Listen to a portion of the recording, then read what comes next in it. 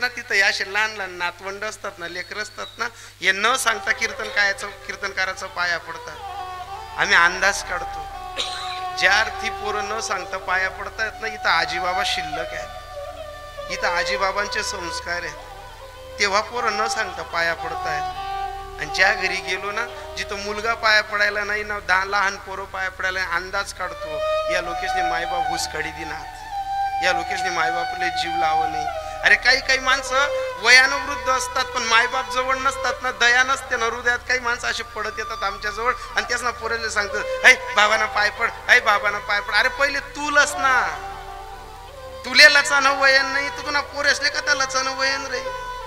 पाया पडणं म्हणजे काय? अरे ज्याचा पाया पडतो ना त्याच्याकडनं जर एवढं जरी शब्द बोलला गेला ना, जा बेटा उदंड आयुष्य भेटेल, तरी आपल्याला आपल्या आयुष्याचे काही दिवस वाढतात.